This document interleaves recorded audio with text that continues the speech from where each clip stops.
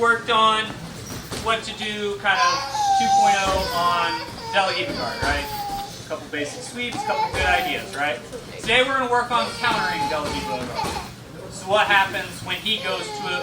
What should I be looking for and what should I be doing initially? Alright? So we're going to start. He's going to have his grips. He's going to open guard. I don't appreciate that. I come knee up. A lot of guys are going to very quickly go here. Alright? This isn't an uncommon guard like you used to. A couple things you want to start doing immediately before we work on any sort of escape or counteracting this. One, getting our elbows in and on my posture back. I don't want to be, well, Fat Joe, lean back. But I can't be way pressed down here. I have to be good solid pressure, elbows in, controlling as much of the hand fight as I can. I personally like to bring this hand just to the inside of this knee or to the front of this shin bone. Just gives you a good grip and a little bit of better hand control so that he can't just manipulate what he wants. Now, we're going to do this first one from both the down position and from the standing position. Alright? My hand that is free, because most people aren't going to grab both hands into Del Hiva. They're going to do the right thing, they're going to grab the heel, they're going to look to go to Del Hiva this way. Alright? Regardless which way it is, I want this inside hand free. I'm going to lean my hips back all the way here, and I'm just going to look to push that foot out. As I do that, I'm going to look to drive his hips over and staple. So we're here in the seated position here.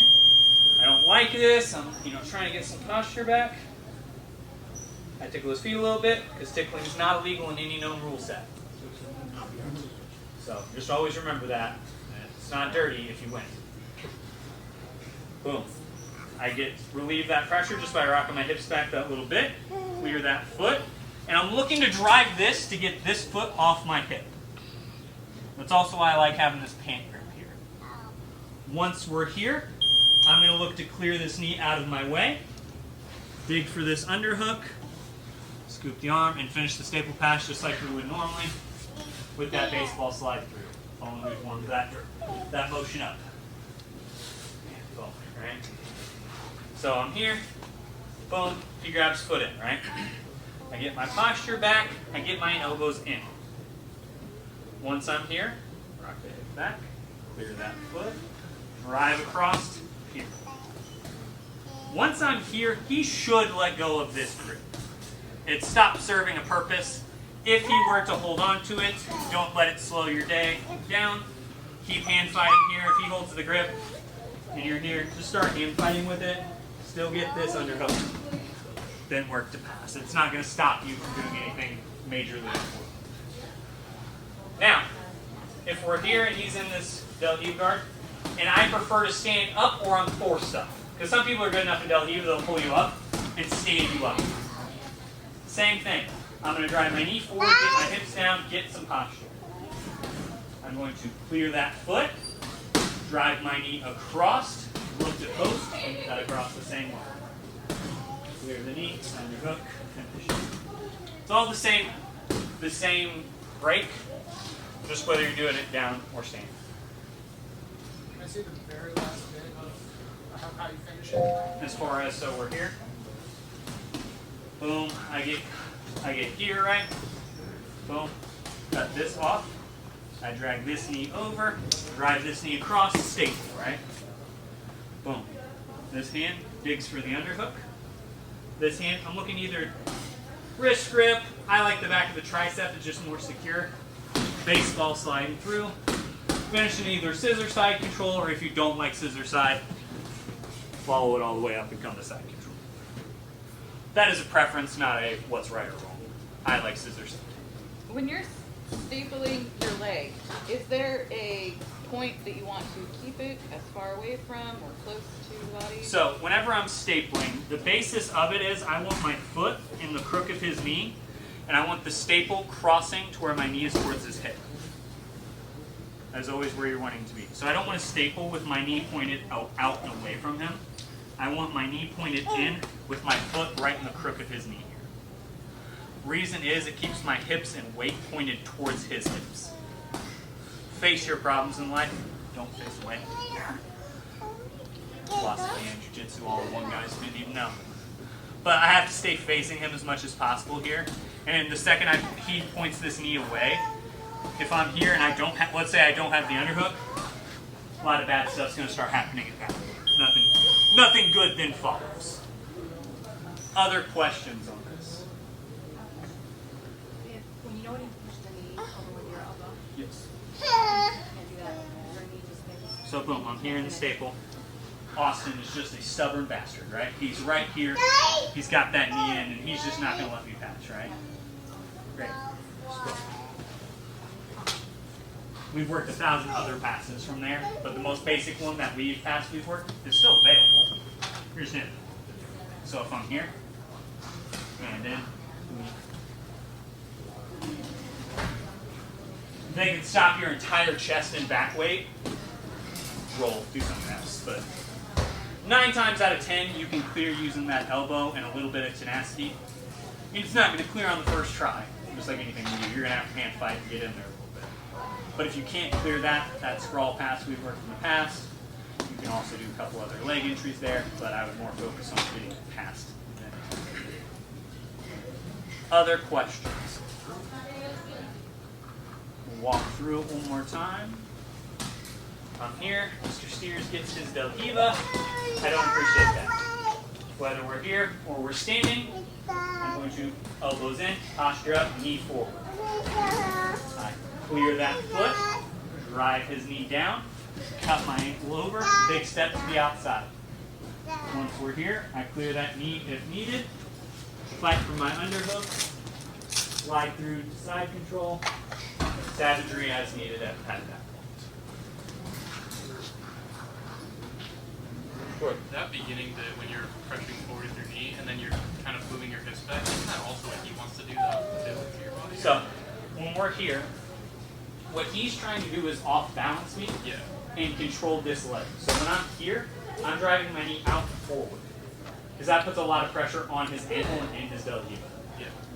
So when I'm here, not very comfortable for him. What Austin is trying to do is push-pull so that I don't have control of this knee and hip. So you don't mind putting your hips back as long as your knee is stable? As long as I'm in a solid athletic stance. Yeah. I don't need you guys doing the full split here to stop anything. But if I'm here and I almost get in my wrestling stance with me. Like I'm here, I'm in a wrestling stance trying to keep this foot from causing me problems. It's a little closer to game speed, but you get what I'm saying? It's keeping yourself in a good athletic position. Center of gravity, you are controlling your center of gravity as the point.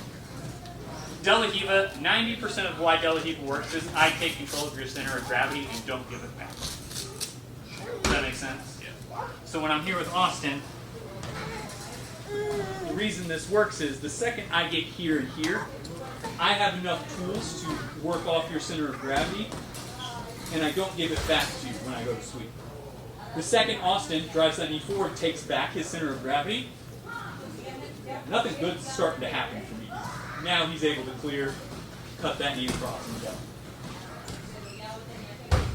So that's what you're doing with that, driving that knee out forward, is taking that center of gravity. Make sense? Yeah. You'll feel the difference in how much control he has the second you go. Other questions?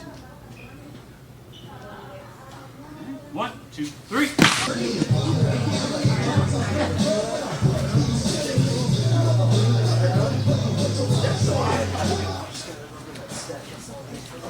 Alright, circle up. So, next we're going to work on one of my favorite passes to show, only because it comes with one of the best sound effects in jiu-jitsu. This is the pass. And you'll see why here in just a moment, why we call it that. But it's one of my favorite passes. So I'm here, Austin goes to Del Hiva, I step up, Austin's got a pretty good Del Hiva, right? So I'm here, I try to clear this ankle, he doesn't stop, he's working still, he goes back to it, it's just not easy to clear. So first thing we're going to do is I'm going to break this grip. This becomes very important in this move. So I'm here, I'm going to look to palm to the front of his 2 knuckles here. As I pull start my mower, I knock those off. Don't touch me. No touch. So we're here. Austin's got that. Boom. As soon as I break that, I'm going to look to grab both of his inside knee. Alright? Now, as soon as that happens, I'm going to turn my knee and my foot this direction, away from his grip. Now, how many of you guys have ever seen the Michael Jackson like, whee! Get what I'm saying?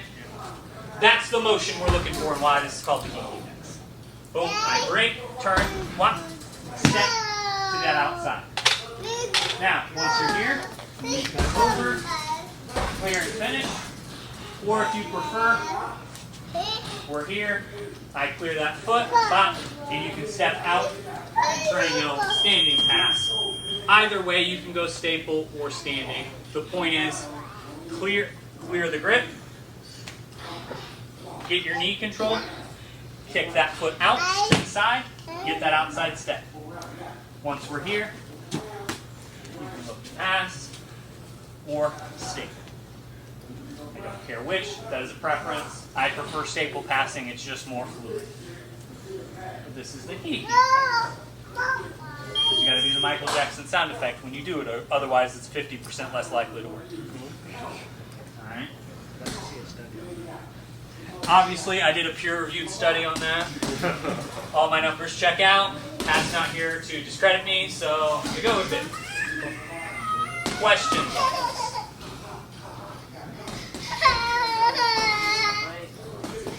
Boom. I'm trying to almost turn my foot to the front side of his butt here. So that way, once I'm here, I've cleared right. I have these grips. I'm looking to kick that. So that, because most people are just cupping here or have a pant grip.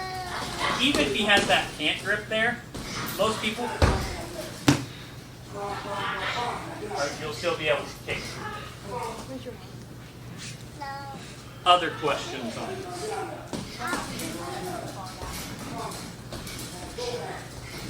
Not too much pressure forward.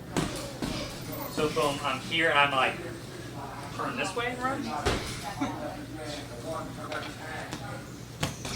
You're not gonna, unless you kick through his leg. Are you gonna lose what you're trying to get? No, not really, because you have control of the knees here. So if I'm here and I'm stepping, allows me to cut through, knee also right in the mouth. Jiu-jitsu motion. Slap jiu-jitsu. Combate jiu-jitsu. But you're not going to, his legs in your way from making you step. Try ninja fall.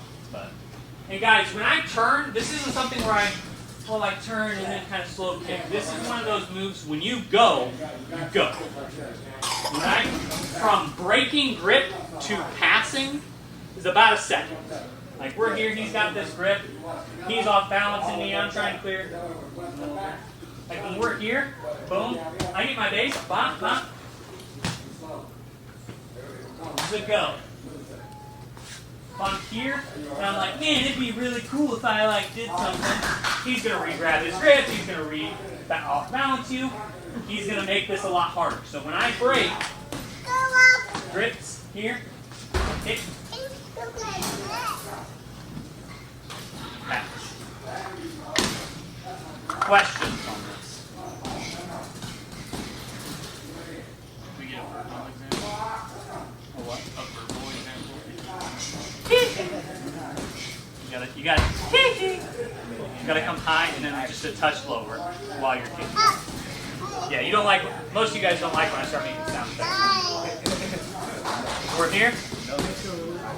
Boom, I'm here. I'm fighting the knees, I'm working. Break, grips, turn. As you cut through, boom, clear that knee, underhook and go. You guys all laugh, but you'll remember that pass. You all laugh when I come up with these funny little sayings for you. But if I tell you reach for your gun from the back, what do I mean? You all know the motion I'm looking for. Sounds funny, but it does stick. Read a lot of books on different coaching styles and methods and ways to get people to remember shit. Oddly enough, sound effects was an entire chapter in one of the books I read. Talked about how being able to create atomic responses, autonomic responses. It was a word that looked like automatic, but wasn't automatic responses. But it was teaching athletes to be able to respond to a certain stimuli, whether it was a one, whether it's a number count, a one, a saying, something simple that I can yell that you don't have to process, you just automatically know. So if you're in Delahiva Garden, I'll yell, hee hee. You're going to laugh in your head, but you're going to do the pass. When I tell you guys, reach for your gun, you know, both hands in, both hands out, you know, give them a mustache, all those funny little things you say. It sounds stupid and we all laugh while I'm doing it, right? But how many of you have ever forgotten one of the moves that has a fun sound effect? That's the point, alright? 1, 2, 3! Alright. Quiet down. There we go. Alright. So this next move we're going to do, high risk, high reward. Now, white belts, be very careful with each other and make sure you know what rule set you're in. Blue belts and up, most of the time you can do this gi. Sometimes, all the time you can basically do it no gi. We're going to go to a straight knee bar from here. So I'm here, Austin grabs here, I come up, right? Boom. All we're going to do, same thing. I'm going to break that grip here. As soon as we're here, I'm going to keep this hand to this knee. I'm going to back step, pull his leg forward. This hand comes to the heel. This hand comes to the knee as I slide in. Once we're here, I'm going to attach this to my chest, extend my hips, attack the knee bar. Couple details on the knee bar. Do not twist in any direction. You are pulling a lever, not twisting a handle. Does that make sense? Realize the second you manipulate the heel any direction, it will be considered some sort of knee bar, ankle, heel hook, something of that nature. You will get DQ'd and I will make fun of you. Alright? I will laugh at you hysterically because you lost out of stupidity. You have to keep it straight, extend at the hips, right? So we're here. Austin gets here. Boom. I break.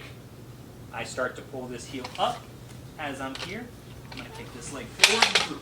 I'm looking to keep this leg blocked while attaching this knee tight to the back of his thigh. A couple things that's going to keep him from doing. One, being able to just curl his leg. It's going to make that a lot harder with my knee in the way. The other thing that's going to allow me to do is attach this to my chest. Once I'm here, I'm looking to attach it to my chest with his knee just above the cup. Once we're here, extend back slowly with your friends. Who wants to have an entire section where I teach you guys really cool leg locks? Everyone wants to learn that, right? This is the test that if you fucksticks can figure out how to not rip each other's legs off. Alright, if y'all want to learn really cool heel hooks and all that stuff, this is how you prove to me we can do that in a controlled leg locks in a controlled manner. Here's why, guys. The pain you feel in a leg lock is generally something tearing. Alright? Where in a lot of submissions, it's a lot of pressure and then tearing. So if you ride out a Kimura, it's normally pressure then tearing at your feet. So that pressure gives you time to tap.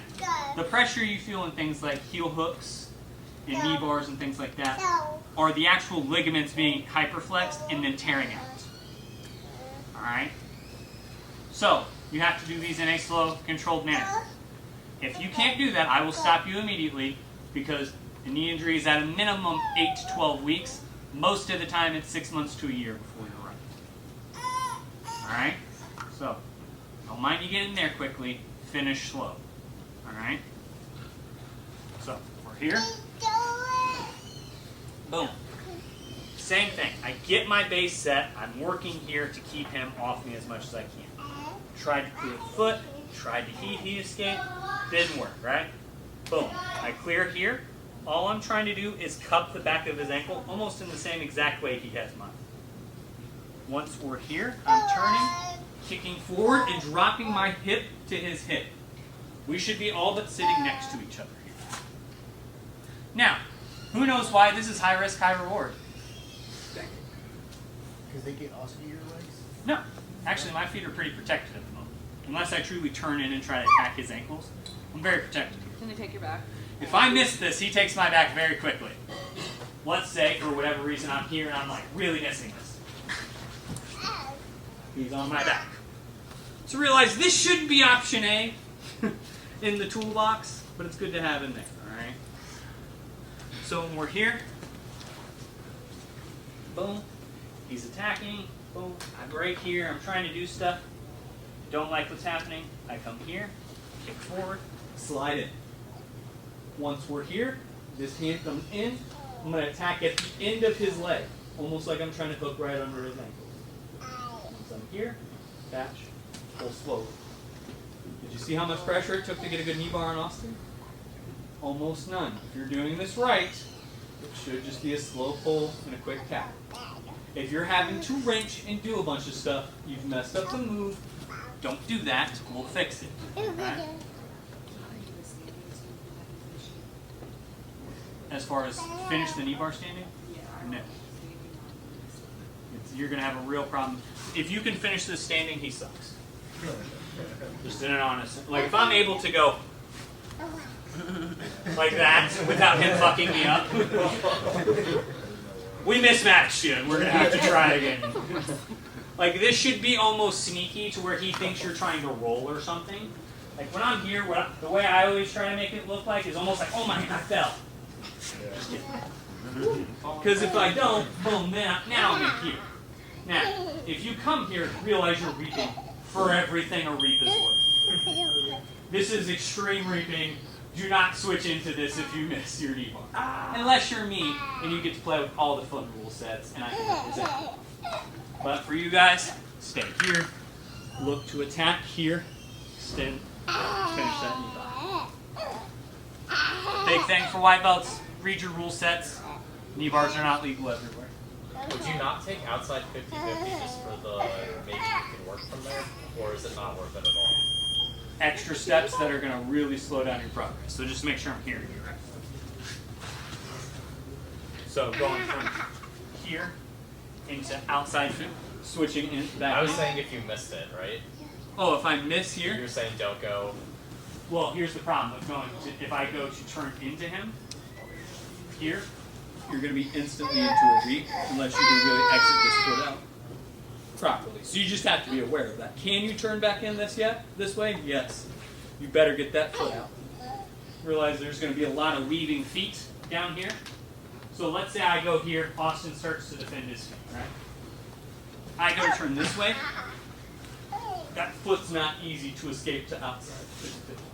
Okay. So realize 9 times out of 10 at most tournaments, I'm now DQ. Because that's a reap outside to inside. For those of you who don't know, reaping the knee is when the foot goes from outside to inside. You can post it to the hip.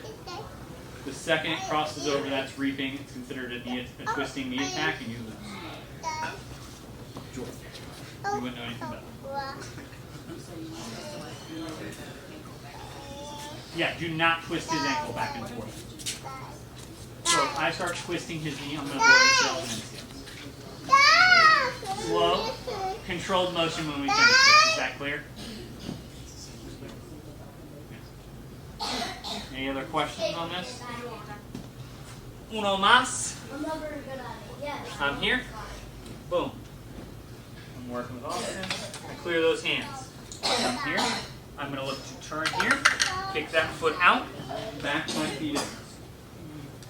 This hand attaches the chest, and I put it on my telephone, look to extend. Here. It's a simple move that is easy to mess up. Ow. Alright. Questions? Slow and steady. 1, 2, 3.